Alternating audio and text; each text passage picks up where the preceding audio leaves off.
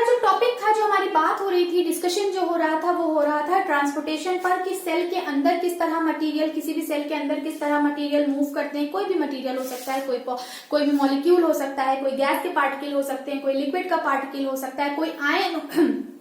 Ion हो सकता है। वो किस तरह से मूव करेंगे सेल के अंदर, और सेल के बाहर वो किस तरह जाएंगे, और सेल के अंदर किस तरह एंट्री लेंगे। तो यहाँ पर दो प्रोसेस हम देख रहे हैं, डिफ्यूजन और ऑस्मोसिस। ऑस्मोसिस भी एक तरह का डिफ्यूजन का ही पार्ट है, बट थोड़ा सा मतलब बहुत फाइन सा डिफरेंस होता है, वो आज हम लोग यहाँ पर डिस्कस कर लेंगे। देखिए डिफ्यूजन की अगर हम सबसे पहले बात करते हैं डिफ्यूजन की, तो डिफ्यूजन में क्या होता है कि देखिए कोई भी पार्टिकल, चाहे वो कोई गैस का पार्टिकल हो या कोई लिक्विड का पार्टिकल हो, तो लिक्विड और गैस के जो पार्टिकल्स होते हैं उनके अंदर एक टेंडेंसी होती है मूव करने की। तो ये जो मूव करने की टेंडेंसी होती है वो हमेशा अपने हायर से लोअर की तरफ होती है, ठीक है। कोई भी पार्टिकल अपने हायर कंसंट्रेशन से, मतलब कि मान लीजिए कि जैसे कि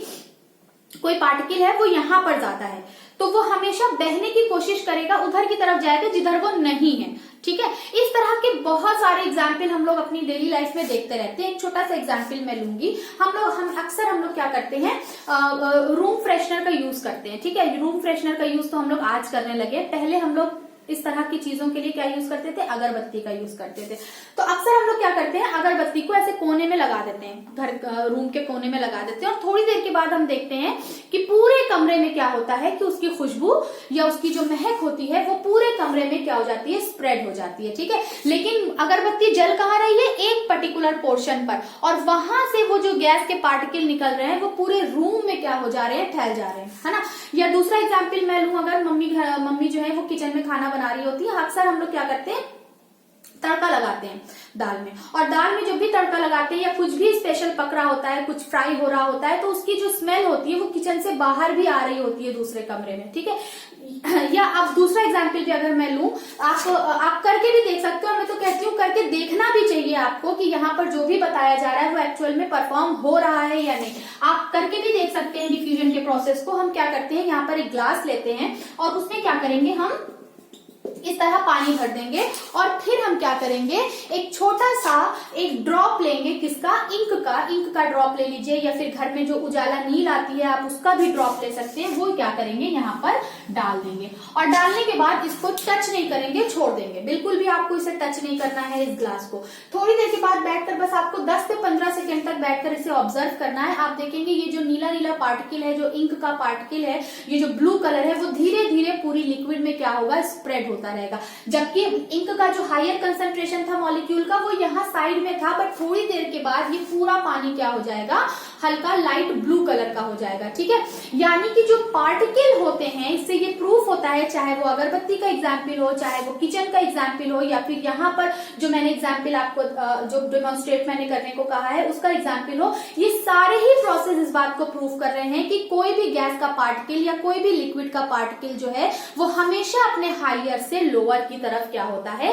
फ्लो होता है, और इसी प्रोसेस को हम कहते हैं डिफ्यूजन, ठीक है। डिफ्यूजन क्या है, डिफ्यूजन में पार्टिकल हमेशा अपने हायर कंसंट्रेशन से लोअर कंसंट्रेशन की तरफ मूव करते हैं। तो कभी भी किसी भी सेल के अंदर, मान लीजिए कि मैंने यहाँ पर एक सेल बनाया है और इस सेल के अंदर कोई मटेरियल है, ठीक है, कोई मटेरियल है, कोई गैस पार्टिकल है, या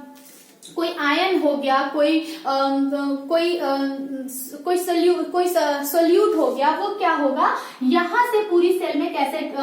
फ्लो करेगा, वो यहाँ पर मान लीजिए ज्यादा है तो वो धीरे धीरे क्या करेगा, अपने हायर कंसंट्रेशन से, यहाँ पर मान लीजिए कंसंट्रेशन ज्यादा है तो धीरे धीरे वो अपने हायर कंसंट्रेशन से मूव करके सेल में धीरे धीरे क्या हो जाएगा, स्प्रेड हो जाएगा, जिसको हम कहते हैं ऑस्मोसिस, ठीक है। अब अगर यही प्रोसेस, ठीक है, यही प्रोसेस किसी मेम्ब्रेन के थ्रू हो, किस मेम्ब्रेन के थ्रू, सेमी परमिएबल मेम्ब्रेन की तरफ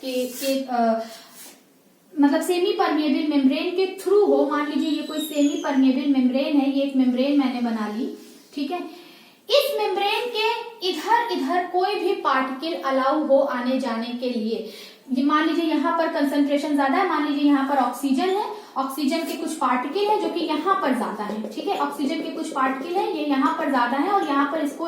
इसको अंदर जाना है, इसको इस साइड आना है, और बीच में क्या है, एक मेम्ब्रेन है। वो मेम्ब्रेन क्या हो सकती है, वो मेम्ब्रेन हो सकती है हमारी सेल मेम्ब्रेन, ठीक है। बेसिकली हम लोग ने बात कहाँ से शुरू करी थी, बात हम लोगों ने यहीं से शुरू करी थी कि ये जो सेल मेम्ब्रेन है ये अलाउ करती है किसी भी गैस पार्टिकल को या किसी भी दूसरे डिफरेंट पार्टिकल को सेल के अंदर आने के लिए और सेल से बाहर जाने के लिए। तो सेल के अंदर अगर हम मूवमेंट की बात करें तो डिफ्यूजन के थ्रू हो जाता है, बट अगर सेल से अंदर किसी चीज को आना है या सेल से बाहर किसी को जाना है तो क्या होगा, ऑस्मोसिस होगी, क्योंकि बीच में क्या है, एक सेमी परमिएबल मेम्ब्रेन है जो कि पार्टिकल को अलाउ कर रही है। अब मान लीजिए इधर की तरफ क्या है, ऑक्सीजन के पार्टिकल ज्यादा हैं, इधर क्या है, कम है, हायर कंसंट्रेशन इधर है, इधर क्या है, लोअर कंसंट्रेशन, इधर भी एक कुछ पार्टिकल होंगे बट कंसंट्रेशन यहाँ ज्यादा है और यहाँ क्या है, कम है। तो ऑक्सीजन के पार्टिकल इस मेम्ब्रेन के थ्रू क्या हो जाएंगे, ये मेम्ब्रेन मान लीजिए कहीं कहीं से इसको अलाउ कर रही है जाने के लिए, ठीक है।